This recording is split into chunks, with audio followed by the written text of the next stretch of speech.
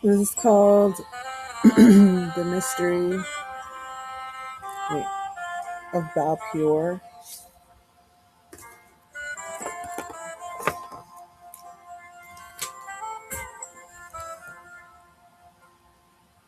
And the chapter we're going to focus on for this is Numbers 25.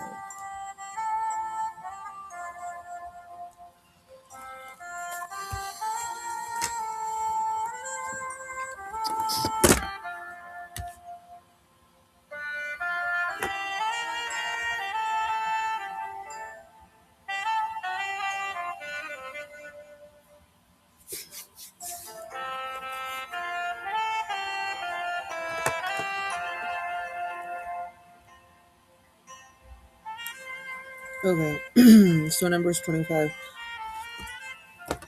This is the NLT version of the Bible, the Help Finder. While the Israelites were camped at Acacia Grove, some of the men defiled themselves by having sexual relations with local Moabite women. So the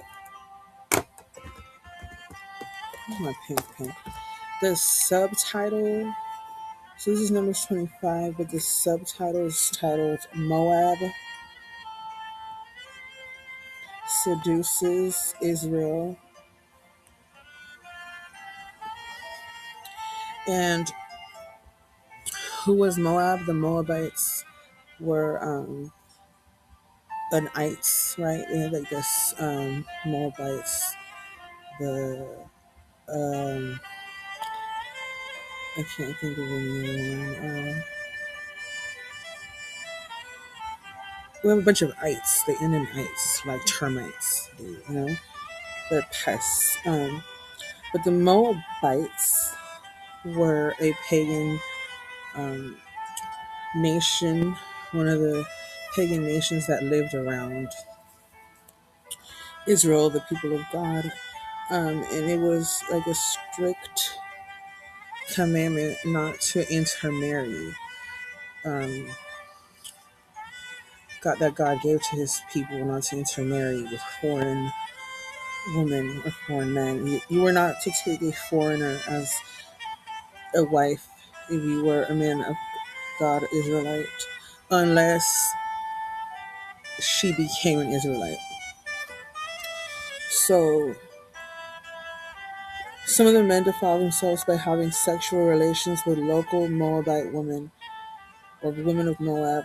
These women invited them to attend sacrifices to their gods, so the Israelites feasted with them and worshiped the gods of Moab.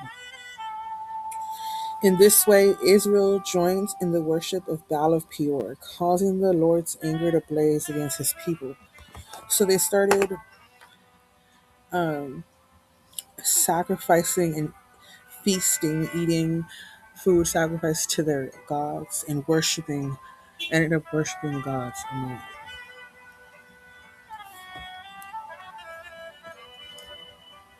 The Lord issued the following command to Moses: seize all the ringleaders and execute them before the Lord in broad daylight. Wow.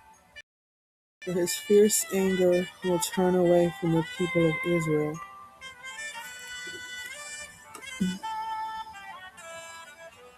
So Moses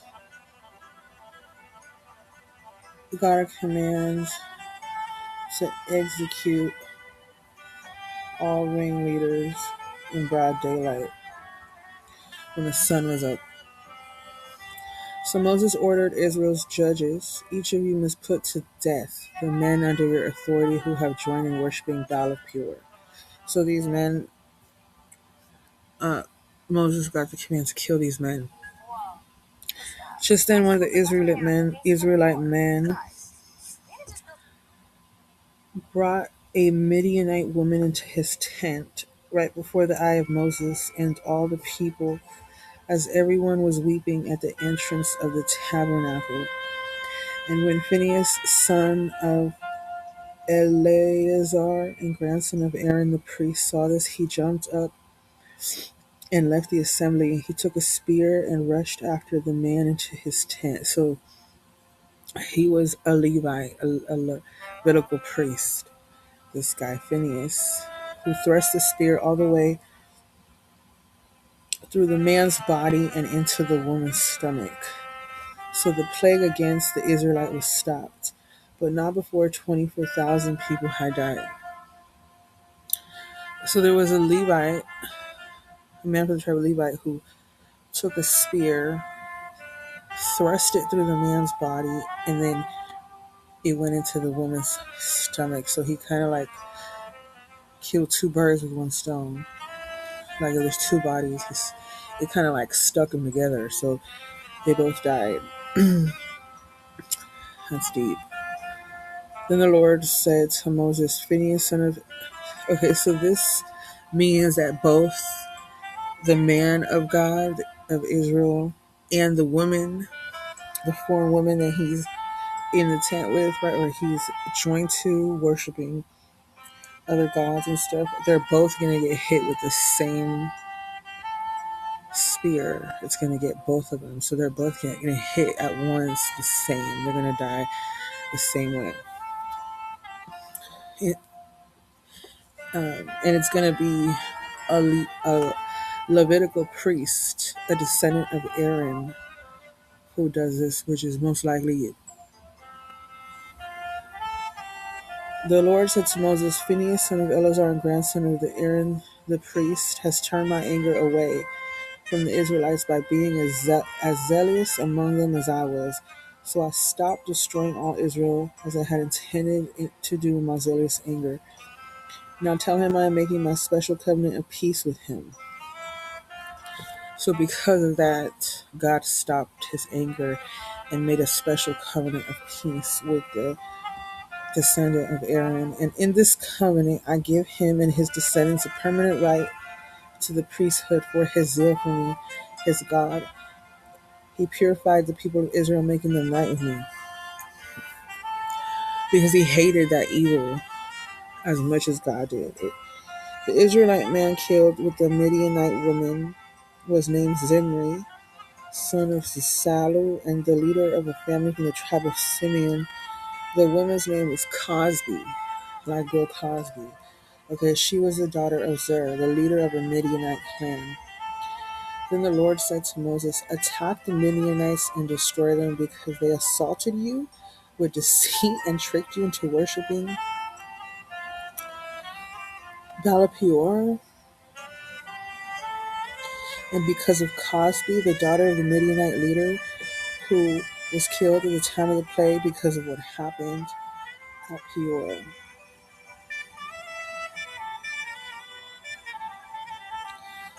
So now he's talking to Moses and telling Moses to attack all the Midianites and destroy them, because they assaulted you with deceit and tricked you into worshiping Baal-peor. So your husband was tricked into worshiping these foreign gods. And so now, after they both died, Cosby and the other guy, who was a man of God, now the husband is being given the command by God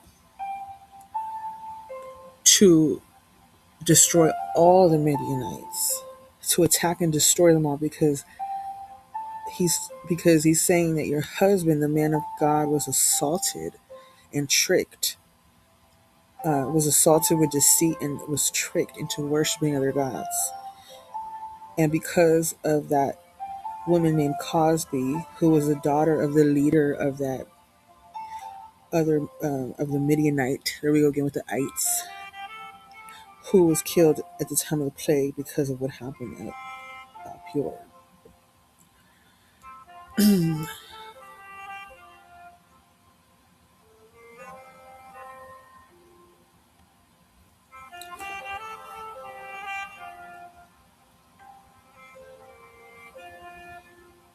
Yeah.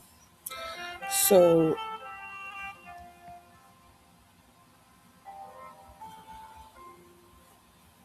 that's what happens.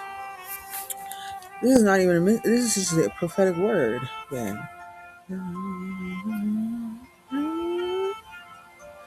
Because see, you have to understand in Exodus, God assigns Moses to something and Moses to speak, to talk. And Moses is like, I'm illiterate. I can't. Don't send me. I get tongue twisted. I can't. I'm illiterate. I can't read. I can't write. Send somebody else. And he actually makes God angry during this. But he helps Moses out, God. And he's like, all right, what about Aaron? The grandfather of the man who killed that man and woman with one spear, right? What about Aaron, the Levite? Um, Talk to him and put the words in his mouth. I will be with both of you as you speak, and I will instruct you both on what to do. Aaron, the Levite, will be your spokesman to the people. He will be your mouthpiece, and you will stand in the place of God for him, for Aaron. So the um, your husband was given initially the command that you now have, but he was like, I can't do it. I need help. Send somebody else. And God was like, okay, I'll give you a partner, a helper, and they'll do it for you since you don't want to, since you don't want to do it, since you say you're illiterate and can't read or talk, right? I'll send Aaron the Levite. Remember, Levites were musicians. They were musicians and they were royal priests. The Aaron will be your spokesman and he'll be your mouthpiece. But it says this is Exodus 4:15, talk to Aaron and put the words in his mouth. I will instruct you both on what to do. So God will instruct both of you on what to do, but your husband will put the words into your mouth. So for example, I'm the writer, the researcher. I'm the one that likes to read the book and get to what I need to get to, and I could do that for as long as I need to be done and do it right. And I'm the writer, the talker, the speaker. My husband is the artist, the drawer. I sing too, right? We both like music though, but that's how God builds the team, right? Because he's the drawer and I'm the writer, the speaker, right? But he's the one who gives me the words to give. I know this now, right? And so together we could write a book. He could be the one that makes the images, the drawings, and I'll be the one that does the writing, the speaking, the videos, right? But he's the one that receives the words, puts it into my mouth, hands into me. But God instructs both of us at the same time. Therefore, we could both make a book because I'm a writer, he's a drawer. And that's how God makes it between husband and wife to come together. So your husband didn't want to do what he had to do at first, and he's like, okay, here's your helper. And so when you guys meet up again, you won't have to do all of it alone anymore. He can step into his rightful position, and you can too. Because right now you're probably doing it all by yourself. Um, but that's what happened. Moabite, back to Numbers 25. A Moabite woman seduced Israel, and they defiled the defiled themselves by having sexual relations with Moabite women, but the Moabite woman was, this was an attack because it says in Numbers 25:18, because they assaulted you with deceit and tricked you into worshiping Baal Peor. So this was an assault, as an attack with deceit and trickery. So this was a planned attack to use this Moabite woman to get her to sleep with her husband in order to join themselves and then deceive him and trick him into attending to the sacrifices to the gods, worshiping the gods, and eating food that was sacrificed unto idols without him knowing the whole time, until he's probably not going to know until she dies, until they both die. When I say die, I mean like that thing that they have going on has to die.